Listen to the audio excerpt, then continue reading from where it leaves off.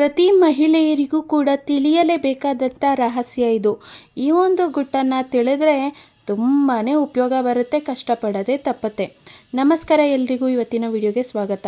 ಕೆಲವೊಮ್ಮೆ ಈ ರೀತಿ ಉಗುರು ಬಣ್ಣನ ಹಾಕ್ಕೊಂಡಿರ್ತೀವಿ, ಅರ್ಧಂಬರ್ಧ ಹೋಗಿರುತ್ತೆ. ಈ ಉಗುರು ಬಣ್ಣ ತೆಗೆಯೋದಕ್ಕೆ ನೇಲ್ ಪಾಲಿಷ್ ರಿಮೂವರ್ ಕೂಡ ಇಲ್ಲ. ಏನಪ್ಪ ಮಾಡೋದು, ಬೇರೆ ಬಣ್ಣದ ಉಗುರು ಬಣ್ಣ ಹಾಕೋಬೇಕು, ಈ ಬಣ್ಣ ಇಷ್ಟ ಆಗ್ತಾ ಇಲ್ಲ ಅಂದರೆ ನಿಮ್ಮ ಹತ್ರ ಇರೋಂಥ ಯಾವುದಾದ್ರೂ ನೇಲ್ ಪಾಲಿಷನ್ನು ತೊಗೊಳ್ಳಿ. ಅರ್ಧಂಬರ್ಧ ಹೋಗಿರುತ್ತಲ್ಲ ಅದ್ರ ಮೇಲೆ ಹಚ್ಬಿಟ್ಟು ನೋಡಿ, ಒಂದು ಬಟ್ಟೆ ಅಥವಾ ಈ ರೀತಿ ಕಾಟನ್ ಕ್ಲಾತನ್ನು ತೊಗೊಂಡು, ಕಾಟನ್ ಪ್ಯಾಡನ್ನು ತೊಗೊಂಡು ಈ ಥರ ಜಸ್ಟ್ ಹೀಗೆ ಮಾಡಿದರೆ ಸಾಕು, ತುಂಬ ಚೆನ್ನಾಗಿ ನೋಡಿ ನೇಲ್ ಪಾಲಿಷ್ ಅನ್ನೋದು ಹೋಗಿಬಿಡುತ್ತೆ. ನೋಡಿ, ಒಂದು ಸತಿ ಹಾಕಿ ಈಗಂದರೆ ಅರ್ಧಂಬರ್ಧ 50% ಬಂದಿರುತ್ತೆ. ಇನ್ನೊಂದು ಸತಿ ಹಾಕಿ ತೆಗೆಯೋ ಹೊತ್ತಿಗೆ ಫುಲ್ಲು ಕ್ಲೀನಾಗಿ ಬಂದುಬಿಡುತ್ತೆ.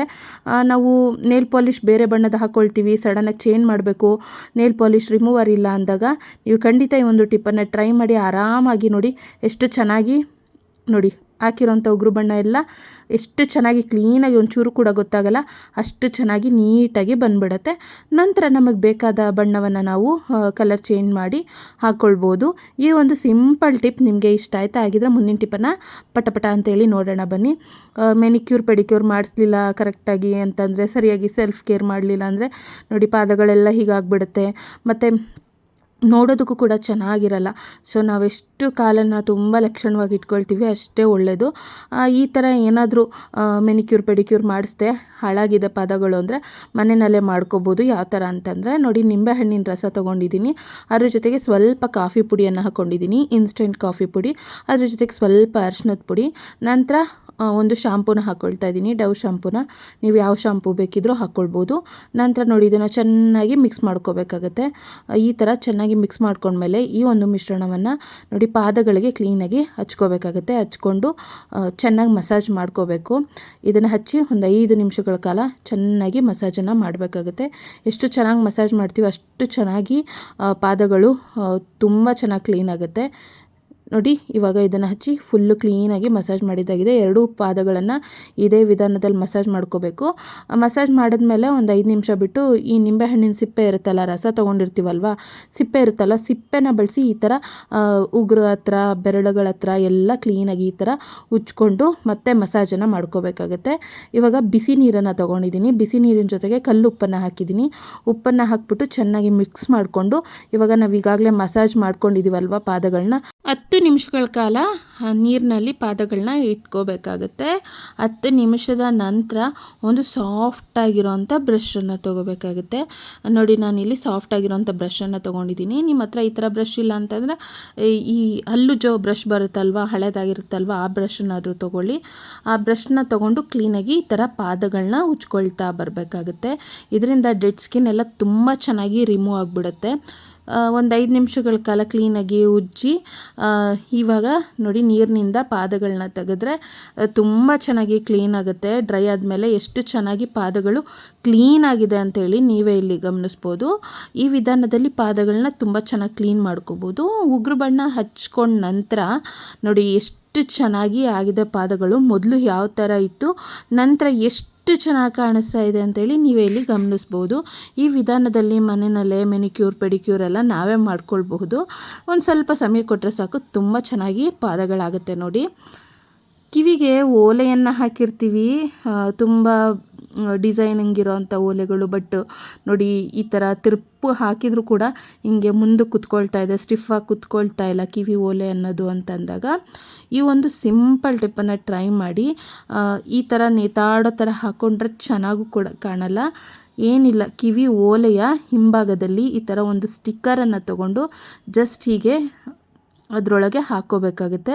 ಸ್ಟಿಕ್ಕರನ್ನು ಹಾಕ್ಬಿಟ್ಟು ನಂತರ ಓಲೆನ ಹಾಕ್ಕೊಳ್ಳೋದ್ರಿಂದ ತುಂಬಾ ಸ್ಟಿಫಾಗಿ ಚೆನ್ನಾಗಿ ಕುತ್ಕೊಳ್ಳುತ್ತೆ. ಗಮ್ಮಿರುತ್ತಲ್ವ, ಕ್ಲೀನಾಗಿ ನಾವು ಯಾವ ಥರ ಹಾಕಿರ್ತೀವಿ ನೋಡಿ ಓಲೆನ, ಅದೇ ಒಂದು ವಿಧಾನದಲ್ಲಿ ಇಲ್ಲಿ. ಯಾಕಂದರೆ ಸ್ಟಿಕ್ಕರ್ನ ಹಾಕಿರ್ತೀವಲ್ವ, ಹಿಂದೆ ತಿರುಪಾಕ್ತೀವಲ್ವ, ಗಮ್ಮನ್ನು ತುಂಬ ಚೆನ್ನಾಗಿ ಸ್ಟಿಫಾಗಿ ಕುತ್ಕೊಳ್ಳುತ್ತೆ. ಈ ವಿಧಾನದಲ್ಲಿ ಕಿವಿ ಓಲೆನ ನಾವು ಸರಿ ಮಾಡಿಕೊಂಡು ಅಂತೇಳಿ ಗುಂಡಿ ಇಲ್ಲ ಅಂತಂದಾಗ ಈ ಒಂದು ಟಿಪ್ಪನ್ನು ಟ್ರೈ ಮಾಡಿ ಆರಾಮಾಗಿ ಹಾಕ್ಕೊಳ್ಬೋದು. ನೋಡಿ, ಈಗ ಮುಂದಿನ ಟಿಪ್ಪನ್ನು ನೋಡೋಣ ಬನ್ನಿ. ನಮ್ಮ ಹೆಣ್ಮಕ್ಳಿಗೆ ಹಣೆಗೆ ಬಿಂದಿ ಇದ್ರೇ ಚೆಂದ. ಹಣೆ ಗಿಡೋ ಅಂಥ ಬೊಟ್ಟು ಕೆಲವೊಮ್ಮೆ ಸಡನ್ನಾಗಿ ಬಿದ್ದೋಗುತ್ತೆ, ಸ್ವೆಟ್ ಆಗಿರ್ತೀವಿ ತುಂಬ, ಅಥವಾ ಗಮ್ ಸರಿ ಇಲ್ಲ ಅಂತಂದಾಗೂ ಕೂಡ ಬಿದ್ದೋಗ್ಬಿಡುತ್ತೆ. ಆ ಥರ ಬಿದ್ದೋದಾಗ ಇನ್ನೊಂದು ಬೊಟ್ಟು ಇಟ್ಕೊಳ್ಳೋಣ ಅಂತಂದರೆ ನಮ್ಮ ಹತ್ರ ಸಡನ್ನಾಗಿರಲ್ಲ. ಅದ್ರ ಬದಲಿಗೆ ನೋಡಿ, ಈ ಥರ ಮೊಬೈಲ್ ಅಂತೂ ಇವಾಗ ಎಲ್ಲರ ಕೈಲೂ ಇದ್ದೇ ಇರುತ್ತೆ. ಮೊಬೈಲ್ ಪೌಚ್ ಹಿಂಭಾಗದಲ್ಲಿ ಈ ಥರ ನೀವು ಬಳಸೋವಂಥ ಒಂದು ಸ್ಟಿಕ್ಕರ್ ಪಾಕೆಟನ್ನು, ಅಂದರೆ ಸ್ಟಿಕ್ಕರನ್ನು, ಕವರನ್ನು ಇಟ್ಕೊಂಡ್ರೆ ತಟ್ ಅಂತೇಳಿ ಹಣೆಗೆ ಬೊಟ್ಟನ್ನು ಇಟ್ಕೊಳ್ಬೋದು. ತಕ್ಷಣ ಕೈಗೆ ಸಿಗುತ್ತೆ ನೋಡಿ. ಜ್ಯುವೆಲರಿ ಬಾಕ್ಸ್ನಲ್ಲಿ ನಾವು ಈ ಥರ 2ರಿಂದ 3 ಸರಗಳನ್ನ, ಚೈನ್ಗಳನ್ನ ಹಾಕಿಟ್ಟಿರ್ತೀವಿ. ಎಷ್ಟೇ ಬಾರಿ ಈ ಥರ ಸರಿ ಮಾಡಿ ಚೈನನ್ನು ಅಥವಾ ಚಿಕ್ಕ ಚಿಕ್ಕ ಸರಗಳನ್ನ ಹಾಕಿಟ್ಟಿದ್ರು ಕೂಡ ಏನಾಗುತ್ತೆ ನೋಡಿ, ಈ ಥರ ಒಂದು ಸ್ವಲ್ಪ ಶೇಕ್ ಆಗಿದ ತಕ್ಷಣ ಎಲ್ಲ ಒಂದು ಕಡೆ ಸೇರುತ್ತೆ. ಡ್ಯಾಮೇಜ್ ಆಗುವಂಥ ಅವಶ್ಯಕತೆಗಳು ಕೂಡ, ಅಂದರೆ ಚಾನ್ಸಸ್ ಕೂಡ ಎಷ್ಟೋ ಸಲ ಹೆಚ್ಚಾಗಿರುತ್ತೆ. ಈ ಥರ ಡಬಲ್ ಸೈಡ್ ಗಮ್ ಟೇಪನ್ನು ಹಾಕ್ಬಿಟ್ಟು ನಂತರ ನೋಡಿ ಚೈನನ್ನೆಲ್ಲ ಹಾಕ್ತೀವಲ್ವ, ಅಥವಾ ಈ ಚಿಕ್ಕ ಚಿಕ್ಕ ಜ್ಯುವೆಲರಿನ ಹಾಕ್ತೀವಲ್ವ, ಈ ಥರ ಡಾಲರ್ ಇರೋ ಅಂಥದ್ದಾಗಿರ್ಬೋದು, ಡಬಲ್ ಸೈಡ್ ಗಮ್ ಟೇಪನ್ನು ಹಾಕ್ಬಿಟ್ಟು ಒಂದೇ ಬಾಕ್ಸ್ನಲ್ಲಿ 2ರಿಂದ 3 ಜ್ಯುವೆಲರಿನ ಇಡಬೇಕಾದ್ರೆ ಗಮ್ ಟೇಪನ್ನು ಹಾಕಿ ನಂತರ ಇಡಿ. ಎಷ್ಟೇ ಶೇಕ್ ಮಾಡಿದ್ರು, ಏನೇ ಇದು ಮಾಡಿದ್ರು ಅದೊಂಚೂರು ಕದ್ಬಿಡೋದಿಲ್ಲ. ನಮ್ಗೆ ಬೇಕಾದಾಗ ಈಸಿಯಾಗಿ ಸಪ್ರೇಟಾಗಿ ನಮ್ಗೆ ಯಾವ್ದು ಬೇಕೋ ಆ ಒಂದು ಜ್ಯುವೆಲರಿನ ತೆಗೆದು ಹಾಕ್ಕೊಳ್ಬೋದು. ಸೊ ಹೆಂಗೆ ಹಾಕಿರ್ತೀವಿ ನೋಡಿ ಹಾಗೆ ಇರುತ್ತೆ. ನೆಕ್ಸ್ಟ್ ಟೈಮ್ ಹಾಗೆ ಇಟ್ಟರೆ ಆಯಿತು. ಇದರಿಂದ ಜ್ಯುವೆಲರಿ ಕೂಡ ಡ್ಯಾಮೇಜ್ ಆಗಲ್ಲ, ಹಾಳಾಗಲ್ಲ, ತುಂಬಾ ಚೆನ್ನಾಗಿರುತ್ತೆ. ಈ ಒಂದು ಟಿಪ್ ಕೂಡ ನಿಮ್ಗೆ ಇಷ್ಟ ಆಯಿತು ಅಂತೇಳಿ ಭಾವಿಸ್ತೀನಿ. ಮಹಿಳೆಯರಿಗೆ ತುಂಬಾ ಉಪಯೋಗ ಆಗೋವಂಥ ಈ ಒಂದು ಟಿಪ್ ಅಂತ ಹೇಳ್ಬೋದು. ಹೆಂಗೆ ಅಂದರೆ ನೋಡಿ, ಈ ಸೀರೆ ಬ್ಲೌಸ್ಗೆ ಈ ಥರ ಟೈಯಿಂಗ್ ಕೊಟ್ಟಿರ್ತಾರಲ್ವ, ಈ ದಾರವನ್ನು ಹೀಗೆ ಕಟ್ಟಿ ಸಾಮಾನ್ಯವಾಗಿ ಈ ಥರ ಕಟ್ಕೊಳ್ಳೋವಂಥದ್ದು. ಈ ಥರ ಕಟ್ಕೊಂಡಾಗ ನೋಡಿ, ಒಂದು ಚೂರು ಏನಾದರೂ ಇದು ಬಿಚ್ಚೋಗ್ಬಿಡುತ್ತೆ ಅಂತ ಅಂದ್ಕೊಳ್ಳಿ. ಇದು ಬಿಚ್ಚೋದ್ರೆ ಆ ಮೇಲೆ ಕಟ್ಟಿರೋಂಥ ದಾರ ಕೂಡ ಸುಲಭವಾಗಿ ಬಿಚ್ಚೋಗುತ್ತೆ. ಸೊ ಇದರಿಂದ ಬ್ಲೌಸ್ ಒಂಥರ ಜಾರೋ ಅಂಥದ್ದು, ನೋಡೋದಕ್ಕೂ ಕೂಡ ಚೆನ್ನಾಗಿ ಕಾಣಲ್ಲ. ಆ ಥರ ಆಗಬಾರ್ದು ಅಂದರೆ ನೋಡಿ, ಈ ಥರ ಟೈಯಿಂಗ್ ಮಾಡಿಕೊಂಡು 1ರಿಂದ 1 ದಾರವನ್ನು ಹಾಕಿ ಈ ಥರ ಗಂಟನ್ನು ಹಾಕಿಬಿಡಿ. ಈ ಥರ ಗಂಟಾಕಿ ನಂತರ ಇದ್ರ ಮೇಲೆ ನೋಡಿ ಟೈಯಿಂಗನ್ನು ಮಾಡಿ, ಇಲ್ಲಿ ಇವಾಗ ಕಟ್ಟಿ. ಈ ಥರ ಕಟ್ಟೋದ್ರಿಂದ ಯಾವುದೇ ಕಾರಣಕ್ಕೂ ನೋಡಿ ಚಾನ್ಸೇ ಇಲ್ಲ ಒಂದು ಚೂರು ಕೂಡ. ನೋಡಿ, ಏನಾದರೂ ಈ ಮೇಲೆ ಕಟ್ಟಿರ್ತೀವಲ್ವ, ಈ ಟೈಯಿಂಗ್ ಬಿಚ್ಕೊಂಡ್ರು ಇದಂತೂ ಯಾವುದೇ ಕಾರಣಕ್ಕೂ ಬಿಚ್ಕೊಳ್ಳೋದಿಲ್ಲ. ಈ ಥರ ಕಟ್ಟೋದ್ರಿಂದ ನಮಗೆ ಬೇಕಾದಾಗ, ಅಂದರೆ ಈಸಿಯಾಗಿ ಲೂಸ್ ಮಾಡ್ಕೋಬೋದು, ಟೈಟ್ ಮಾಡ್ಕೋಬೋದು, ಗಂಟು ಕೂಡ ಆಗಲ್ಲ. ಇನ್ನೊಂದು ಸತಿ ತೋರಿಸಿ ನೋಡಿ ಯಾವ ಥರ ಕಟ್ಟಿದ್ದು ಅಂತ. ಈ ಥರ ಸರ್ಕಲ್ ಟೈಪಲ್ಲಿ ಥ್ರೆಡ್ಡನ್ನು ಹಾಕೋಬೇಕಾಗುತ್ತೆ. ದಾರ ಕೆಳಗಡೆಯಿಂದ ಬಂದಿರಬೇಕು. ನಂತರ ಮೇಲ್ಭಾಗದಿಂದ ಆ ಕಡೆಯಿಂದ ಈ ಕಡೆ, ಈ ಕಡೆಯಿಂದ ಆ ಕಡೆ ಹಾಕಿ ಟೈ ಮಾಡ್ಕೊಂಬಿಟ್ರೆ ತುಂಬ ಚೆನ್ನಾಗಿ ಕುತ್ಕೊಳ್ಳುತ್ತೆ. ಸೊ ಯಾವುದೇ ಕಾರಣಕ್ಕೂ ಈ ಥರ ಟೈ ಮಾಡಿದ್ರೆ ಬಿಚ್ಕೊಳ್ಳಲ್ಲ. ಖಂಡಿತ ಟ್ರೈ ಮಾಡಿ. ಮುಂದಿನ ಟಿಪ್, ಹೆಣ್ಮಕ್ಳಿಗೆ ಸ್ಟ್ರೆಚ್ ಮಾರ್ಕ್ ಅನ್ನೋದಾಗಿರುತ್ತೆ ಪ್ರೆಗ್ನೆನ್ಸಿ ಟೈಮಲ್ಲಿ. ಅದು ಏನು ಮಾಡಿದ್ರೂ ಹೋಗೋದಿಲ್ಲ. ಆ ಥರ ಚಿಂತೆ ಮಾಡೋ ಬದಲಿಗೆ, ಯಾವುದ್ಯಾವುದೋ ಕೆಮಿಕಲ್ ಇರೋವಂಥ ಕ್ರೀಮನ್ನು ಬಳಸೋ ಬದಲಿಗೆ ಆಲಿವ್ ಎಣ್ಣೆನ ತೊಗೊಂಡು ಜಸ್ಟ್ ಹೊಟ್ಟೆಯ ಮೇಲ್ಭಾಗದಲ್ಲಿ ಎಲ್ಲಿ ಸ್ಟ್ರೆಚ್ ಮಾರ್ಕ್ ಆಗಿರುತ್ತೆ ನೋಡಿ ಆ ಜಾಗದಲ್ಲಿ ಸರ್ಕ್ಯುಲರ್ ಮೋಷನಲ್ಲಿ, ಅಂದರೆ ಸರ್ಕಲ್ ಆಗಿ ವೃತ್ತಾಕಾರದಲ್ಲಿ ಮಸಾಜನ್ನು ಮಾಡ್ಕೊಳ್ಳೋದ್ರಿಂದ ಖಂಡಿತ ಒಂದು 15 ದಿನದ ಒಳಗೆ ಸ್ಟ್ರೆಚ್ ಮಾರ್ಕ್ ಅನ್ನೋದು ತುಂಬ ಚೆನ್ನಾಗಿ ಹೋಗ್ಬಿಡುತ್ತೆ. ಒಂದು ಚೂರು ಕೂಡ ಗೊತ್ತಾಗಲ್ಲ ಸ್ಟ್ರೆಚ್ ಮಾರ್ಕ್ ಆಗಿತ್ತಾ ಇಲ್ಲಿ ಅಂತ ಹೇಳಿ. ಅಷ್ಟು ಚೆನ್ನಾಗಿ ಇದು ಒಂದು ಚೂರು ಕೂಡ ಕಲೆ ಇಲ್ದಂಗೆ ಸ್ಟ್ರೆಚ್ ಮಾರ್ಕನ್ನು ತೆಗೆದ್ಬಿಡುತ್ತೆ. ಆಲಿವ್ ಎಣ್ಣೆನ ಬಳಸಿ ಸ್ಟ್ರೆಚ್ ಮಾರ್ಕ್ ಇರೋರು ಖಂಡಿತ ಪರಿಹಾರವನ್ನು ಕಂಡುಕೊಳ್ಳಿ. ಈ ಒಂದು ಟಿಪ್ ಖಂಡಿತ ಟ್ರೈ ಮಾಡಿ.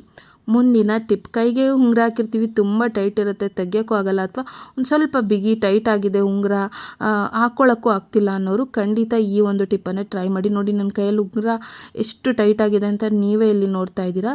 ಸ್ವಲ್ಪ ವ್ಯಾಸ್ಲಿನ್ ತೊಗೋಬೇಕಾಗುತ್ತೆ. ವ್ಯಾಸ್ಲಿನ್ ತೊಗೊಂಡು ಈ ಥರ ಬೆರಳಿಗೆ ಚೆನ್ನಾಗಿ ಮಸಾಜನ್ನು ಮಾಡ್ಕೋಬೇಕಾಗುತ್ತೆ. ಮಸಾಜನ್ನು ಮಾಡಿ ನಂತರ ನೋಡಿ ಉಂಗುರನ ಆರಾಮಾಗಿ ಈ ಥರ ತೆಗಿಬಹುದು. ಅದೇ ರೀತಿಯಲ್ಲಿ ಈಸಿಯಾಗಿ ಹಾಕ್ಬೋದು, ತೆಗಿಬೋದು. ಎಷ್ಟು ಟೈಟ್ ಇತ್ತು ನೋಡಿ, ಇವಾಗ ಎಷ್ಟು ಲೂಸ್ ಆಗಿದೆ ನೀವೇ ಇಲ್ಲಿ ಗಮನಿಸ್ತಾ ಇದ್ದೀರಲ್ಲ. ಜಸ್ಟ್ ಒಂಚೂರು ವ್ಯಾಸ್ಲಿನ್ ಹಚ್ಚಿ ಆರಾಮಾಗಿ ಉಂಗುರನ ಹಾಕ್ಲೂಬಹುದು, ತೆಗಿಲೂಬಹುದು. ಯಾರೆಲ್ಲ ಉಂಗುರ ಟೈಟ್ ಆಗಿದೆ, ಹಾಕ್ಕೊಳ್ಳೋಕ್ಕಾಗ್ತಾಯಿಲ್ಲ, ತೆಗಿಯೋಕ್ಕಾಗ್ತಿಲ್ಲ ಅನ್ನೋರಿಗೆ ಖಂಡಿತ ಈ ಒಂದು ಟಿಪ್ಪನ್ನು ಶೇರ್ ಮಾಡಿ. ಮುಂದಿನ ಟಿಪ್, ನಾನಿಲ್ಲಿ ಒಂದು ಐರನ್ ಕಡಾಯನ್ನು ತೊಗೊಂಡಿದ್ದೀನಿ, ಚಿಕ್ಕದೊಂದು ಬಾಣಲೆ.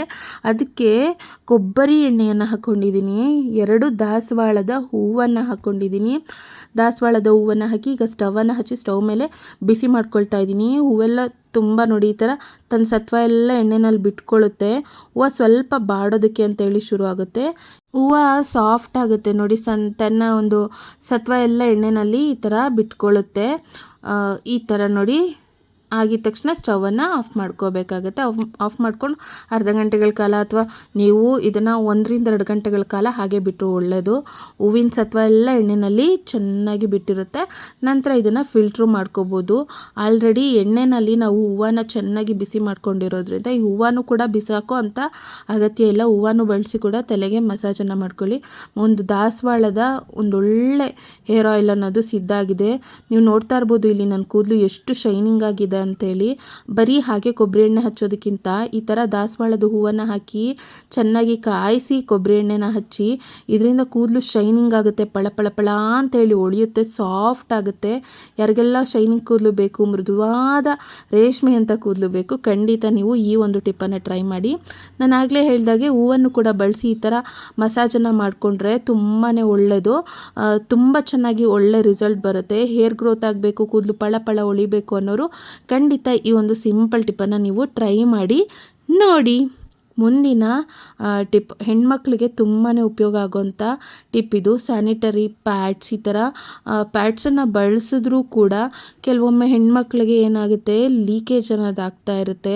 ಸೊ ಪೀರಿಯಡ್ಸ್ ಟೈಮಲ್ಲಿ ಈ ಒಂದು ತೊಂದರೆ ಆಗಬಾರ್ದು ಅಂದರೆ ನೋಡಿ, ಈ ಸ್ಯಾನಿಟರಿ ಪ್ಯಾಡನ್ನು ತೊಗೊಳ್ತೀವಲ್ವ, ಆಗ ಈ ಸೈಡ್ನಲ್ಲಿ ನೋಡಿ ಈ ಥರ ಕಟ್ ಮಾಡ್ಕೋಬೇಕಾಗುತ್ತೆ. ಆ ಕಡೆ ಮತ್ತು ಈ ಕಡೆ ಎರಡೂ ಕಡೆ ಈ ಥರ ಕಟ್ ಮಾಡಿ ನಂತರ ಇನ್ನರ್ ವೇರ್ನಲ್ಲಿ ನೀವು ಸ್ಯಾನಿಟರಿ ಪ್ಯಾಡನ್ನು ಹಾಕ್ಕೊಳ್ಳೋದ್ರಿಂದ ಇದು ತುಂಬ ಚೆನ್ನಾಗಿ ಕಂಫರ್ಟಬಲ್ ಆಗಿ ಕುತ್ಕೊಳ್ಳುತ್ತೆ. ನೋಡಿ, ಇದನ್ನು ಕಟ್ ಮಾಡಿರೋದ್ರಿಂದ ಕ್ಲೀನಾಗಿ ಕರೆಕ್ಟಾಗಿ ಅಡ್ಜಸ್ಟ್ ಆಗುತ್ತೆ ಇನ್ನರ್ ವೇರಿಗೆ.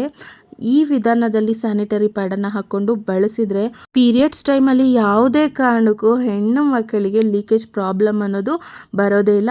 ಈ ಒಂದು ಸಿಂಪಲ್ ಮಾಹಿತಿ ನಿಮಗೆ ಇಷ್ಟ ಆಗಿದ್ರೆ ಈಗಲೇ ಲೈಕ್ ಕೊಟ್ಟು ಎಲ್ಲ ಮಹಿಳೆಯರಿಗೂ ಈ ವಿಡಿಯೋನ ಶೇರ್ ಮಾಡಿ. ಚಾನಲ್ನ ಸಬ್ಸ್ಕ್ರೈಬ್ ಮಾಡಿ, ಸಪೋರ್ಟನ್ನು ಮಾಡಿ. ಮುಂದಿನ ವಿಡಿಯೋದಲ್ಲಿ ಬರುತ್ತೇನೆ. ಎಲ್ರಿಗೂ ಒಳ್ಳೆಯದಾಗಲಿ. ಧನ್ಯವಾದಗಳು.